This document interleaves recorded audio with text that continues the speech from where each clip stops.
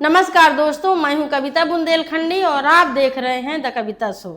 दोस्तों, महिलाओं के मुद्दों पर काम करते हुए मुझे सालों से एक बात लगातार चुभती रहती है कि हिंसा के मामले बदलते जरूर हैं, लेकिन कम कभी नहीं हुए आज तक। विश्व स्वास्थ्य संगठन कहता है कि भारत में लगभग 30% जो महिलाएं हैं अपने जीवन में अपने ही साथी के द्वारा हिंसा की शिकार होती हैं, हिंसा का सामना करती हैं। हर 10 मिनट में एक महिला या एक लड़की की हत्या उसके परिवार में रहने वाला व्यक्ति या सदस्य द्वारा कर दी जाती है। WHO के डायरेक्टर जनरल का कहना है कि ये इंसानियत के सबसे पुराने और सबसे फैल चुके अन्यायों में से एक है, लेकिन आज तक इस पर सबसे कम कार्रवाई होती है।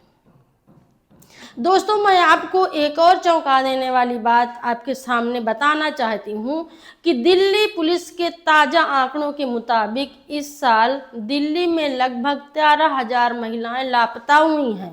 इन सैकड़ों तरह की हिंसाओं और अपराधों के अलावा आज टेक्नोलॉजी ने भी महिलाओं के खिलाफ जो हिंसा होती है उस पर नया चेहरा दिया है। संयुक्त राष्ट्र विकास कार्यक्रम यानी UNDP के अनुसार 44% महिला सांसदों के ऑनलाइन मौत की धमकियां या यौन हिंसा की धमकियां मिली हैं। कितनी शर्मनाक बात है ये। 73% महिला पत्रकार ऑनलाइन हिंसा की शिकार होती हैं। इसलिए मैंने ऊपर ही कहा कि हिंसा के रूप बदलते जरूर हैं, मगर हिंसा कभी खत्म नहीं होती। इस बढ़ती हिंसा के बीच दुनिया ने साल 2000 में एक अहम कदम उठाया था। संयुक्त राष्ट्र महासभा ने 25 नवंबर को महिलाओं के खिलाफ हिंसा के उन्मूलन के अंतर्राष्ट्रीय दिवस के रूप में चुना। यही दिन दुनिया भर में लिंग आधारित हिंसा के खिलाफ में 16 दिनों की सक्रियता की शुरुआत का प्रतीक है। मैं आपको ये भी बताना चाहती हूँ कि ये अभियान 1991 में अमेरिका के न्यू जर्सी स्थित रटगर्स विश्वविद्यालय में शुरू हुए एक छोटी सी नारीवादी पहल थी, जो अब विश्व स्तर तक महिलाओं की सुरक्षा के लिए सबसे प्रभावशाली अभियानों में गिनी जाती है। दोस्तों, इस साल इस अभियान का थीम है महिलाओं के खिलाफ डिजिटल हिंसा को खत्म करने के लिए एकजुट होना। यानी दुनिया अब समझ चुकी है कि हिंसा घरों या सड़कों तक सीमित नहीं रही है। इंटरनेट ने इसे और भी ज़्यादा जटिल बना दिया है। महिलाओं और लड़कियों की निजी तस्वीरों को बिना उनके सहमति के सोशल मीडिया पर डाल देना, जिसे अक्सर रिवेंज पोर्न कहा जाता है, अब आम होता जा रहा है। ट्रोलिंग, ऑनलाइन धमकियां, यौन उत्पीड़न, ये सब डिजिटल दुनिया के हथियार बन चुके हैं। लेकिन याद रखिए कि ये हिंसा सिर्फ स्क्रीन पर नहीं रहती है। ऑनलाइन अत्याचार कई बार असल दुनिया में हिंसा, दबाव, मारपीट और यहाँ तक कि महिलाओं की हत्या तक ले जाता है। ग्रामीण इलाकों में जहाँ अफवाहें और सामाजिक नियंत्रण पहले से ज़्यादा मजबूत होते हैं, वहाँ फेक फोटो और वीडियो हॉनर क्लिनिंग का कारण बनता जा रहा है। ये एक डरावनी सच्चाई है। 3 दशकों के बाद भी इस अभियान की ज़रूरत हमें याद दिलाती है कि लिंग और भारत में लिंग के साथ साथ जाति आधारित हिंसा खत्म करने के लिए अभी भी बहुत सारा काम बाकी है। भारत में खासकर बुंदेलखंड में महिलाओं के खिलाफ होने वाली हिंसा अक्सर जातिगत हिंसा से जुड़ी होती है।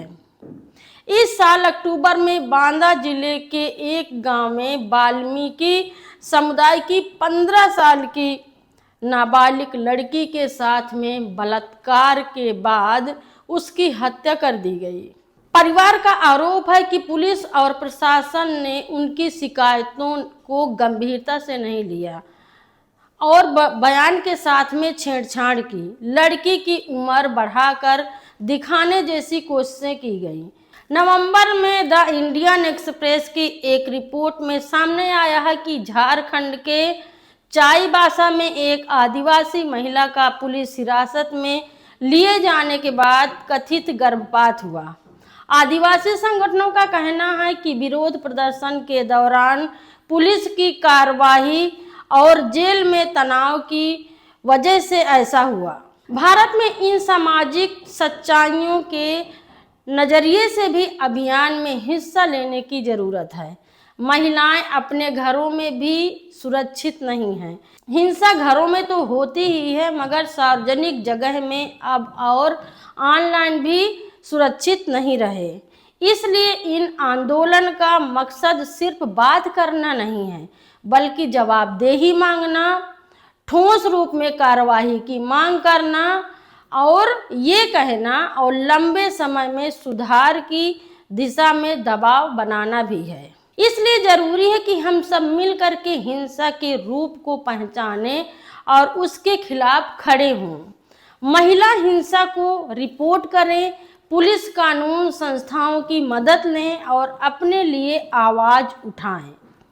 तभी आने वाले सालों में हालात बदलेंगे।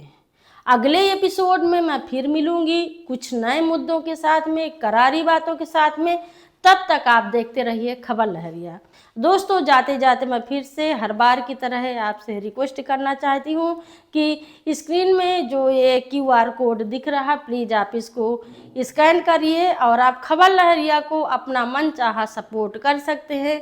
वैसे हम उम्मीद करते हैं कि आप 89 रुपये से लेकर के जितना भी आपकी मर्जी हो, आप हमें सपोर्ट करिए ताकि हम खबर लहरिया को आगे बढ़ा सकें और आगे ले जा सकें। आपकी सपोर्ट की बहुत ज़रूरत है। और हाँ दोस्तों, जब तक आप कमेंट नहीं करेंगे तब तक मुझे पता नहीं चलेगा कि मेरा शो आपको अच्छा लगता है या नहीं। तो लाइक बटन दबाइए, कमेंट करिए, अपने दोस्तों के साथ में शेयर करिए और बने रहिए मेरे साथ। नमस्कार। खबर लहरिया, आपकी खबर, आपकी भाषा।